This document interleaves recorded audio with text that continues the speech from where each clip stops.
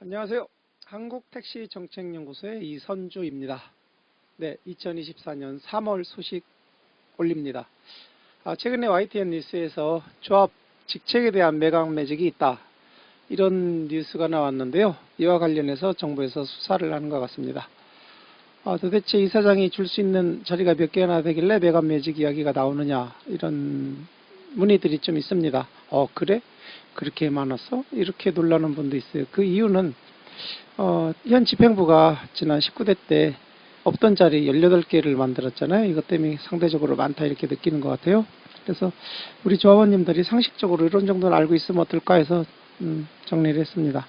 이사장이 지명할 수 있는 4년 임기의 직책, 1억 이상 수령하시는 분들이 이제 전무이사, 부이사장, 복지법인 사장, 부사장, 이렇게 4명이 있고요. 연 7천만 원 이상 수령하시는 자리가 기획본부장, 홍보본부장, 상조본부장, 복지본부장이 있습니다. 이 누군지는 뭐 조합 홈페이지에 다 있습니다. 이분들은요. 전무이사만 조합원이 아니고요. 다른 분들은 다 조합원입니다. 그리고 연 4천만 원 이상 수령하는 이제 판공비 포함입니다. 18개 지부의 상조민원실장이 있죠. 그리고 4천만 원 이상 또 15명 충전소장. 사실 충전소장은 이 복지법인 사장이 임명을 합니다. 그런데 이 복지법인 사장을 누가 임명합니까? 조합이사장이 임명을 하잖아요. 그러다 보니까 형식상은 복지법인 사장이 임명하지만 실질적으로는 이사장이 임명하는 거 아니냐, 뭐 이런 기정사실화되어 있는 이야기들이고요. 비상근 직책이 있습니다. 이사장이 지명할 수 있는 조합이사, 연 4천만 원 수정이 회의수당입니다. 그냥 받는 돈은 이제 한 4천만 원이 안 되는데, 그냥 받는 돈은 출근 않고 이사기 때문에 받을 수 있는 돈은 3천여만 원이고, 나머지는 이제 회의수당, 회의 참여하는 수당, 그리고 복지법인 이사, 감사 등 8명, 이것도 형식상 복지법인 이사장이 임명합니다.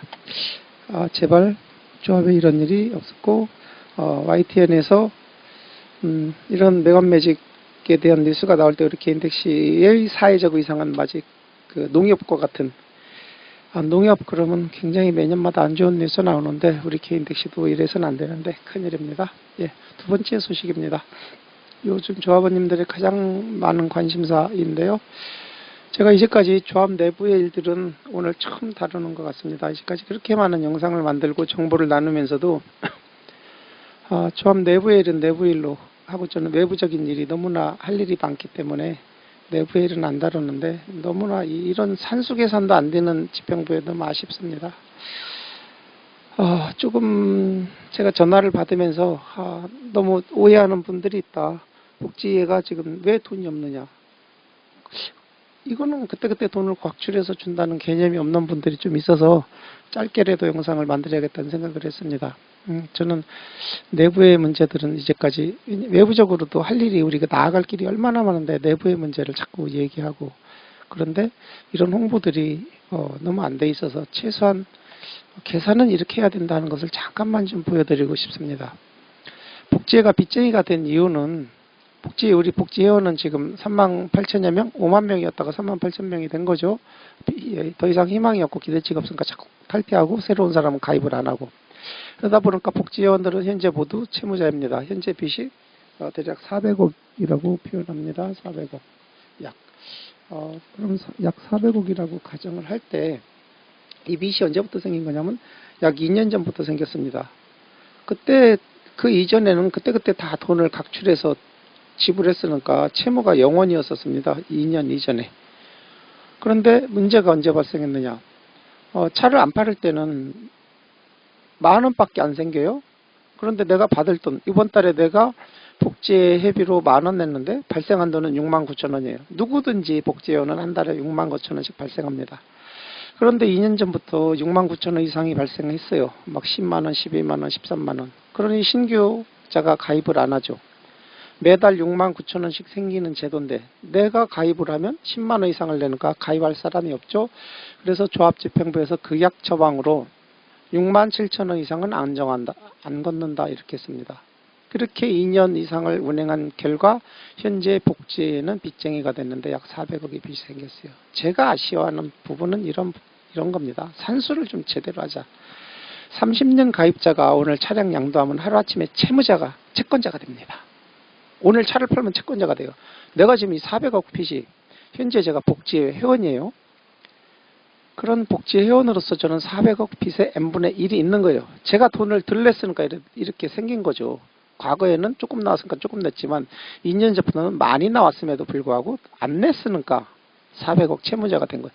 이 채무자가 30년 된 가입자, 이 채무자가 저도 채무자고요. 오늘 차를 팔면 하루아침에 채권자가 됩니다.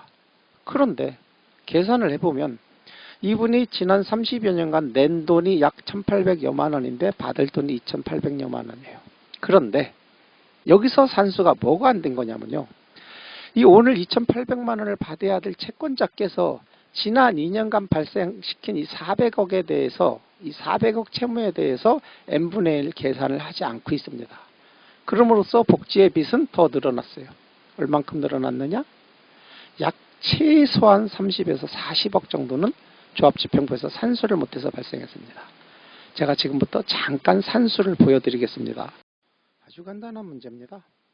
오늘 현재 복지의 빚이 400억이다. 400억이요. 1000만, 억, 10억, 100억. 나누기 24. 왜 24를 합니까? 2년 동안 발생한 금액이잖아요. 그러면 한 달에 16억 6,666만 6,660원씩 생긴 거예요.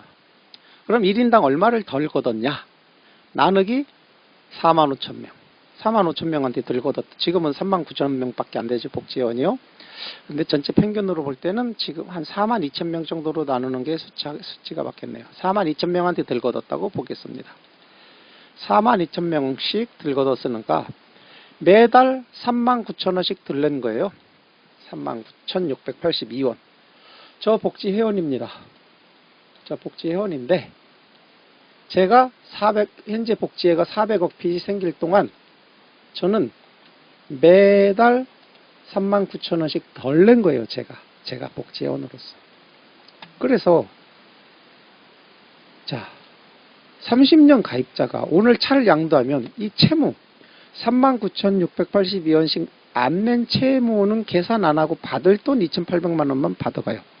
이거 안 주니까 이제 조합에 내놓으라고 소송해서 조합이 다 패소하고 있어요. 이분이 그동안 낸 돈은 약 1,800만 원인데 차 양도양수 없을 때는 10,000원만 내고 20,000원만 낸 때도 있었어요. 지난 30여 년간. 그때 각출했으니까요. 그런데 지난 2년간이 이제 너무 많이 팔고 1년에 막 2,700명씩 팔고 이러니까 1년에 2년 사이에 5,400명 정도 양도양수 했어요.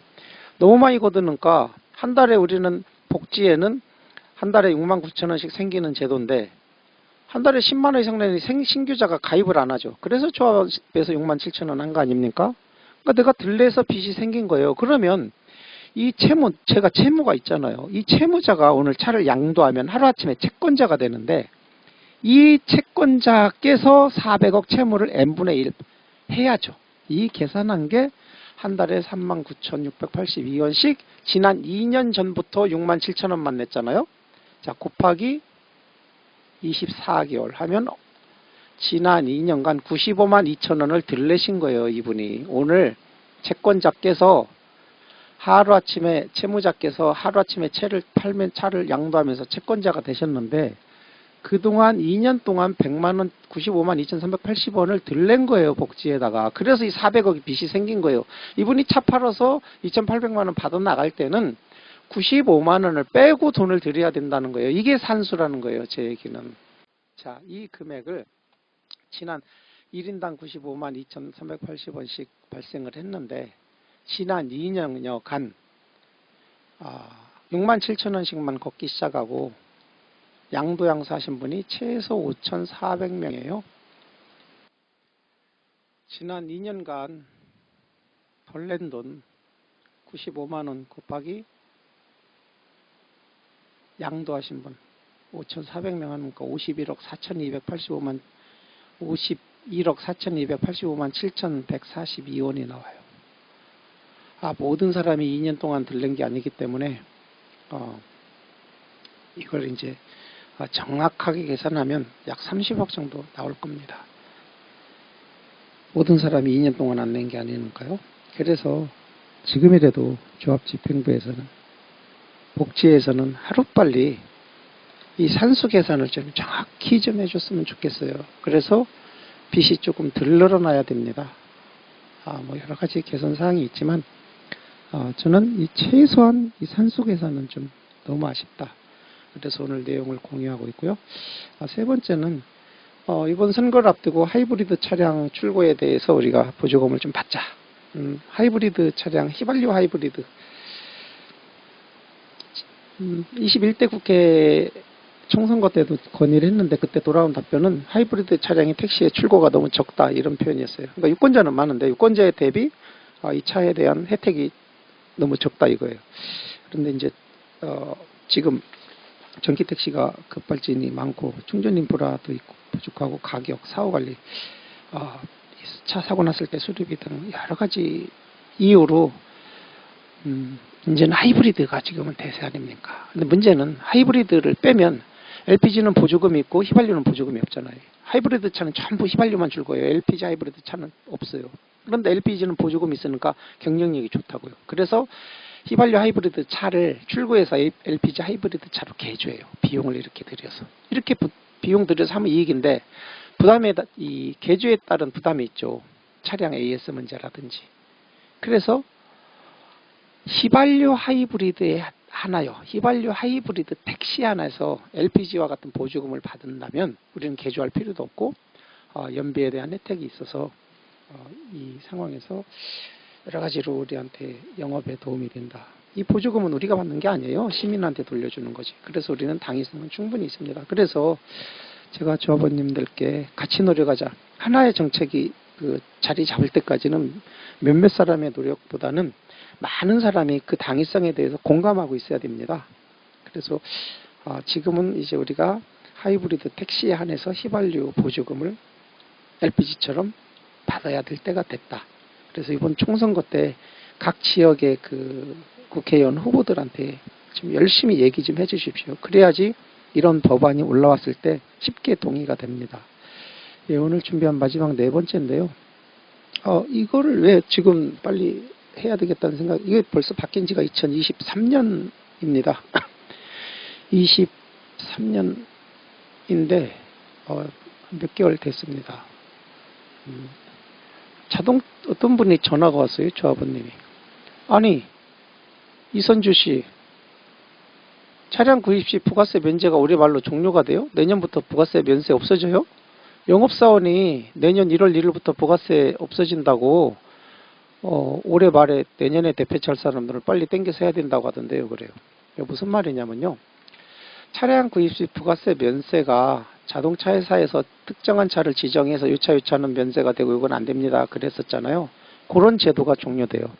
원래 그런 제도가 2025년 12월 31일까지였었어요. 그런 제도가 2025년 그러니까 내년 말까지였었어요. 그런데 그 제도가 올해 말로 종료가 되고 내년부터는 어떻게 바뀌냐면요. 자동차 회사에 종속된 문제가 해결되는 겁니다.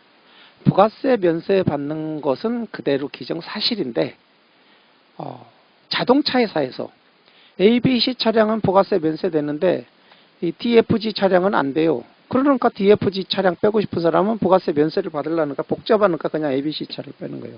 예를 들어 지금 K5 하이브리드 택시는 부가세 면세 혜택을 안 줍니다. 택시들한테. 그런데 법인 택시들은 K5 하이브리드 택시를 빼서 출고해서 LPG 하이브리드로 다 개조하고 있어요. 지금 굉장히 많습니다. 그렇게 다니는 차가. 그런데 개인 택시한테는 왜 부가세 면세 혜택이 안 되고 법인은 되냐? 법인은 부가세 낼 때, 부가세 일반과세자 신고할 때 그 돈을 다 환급받잖아요.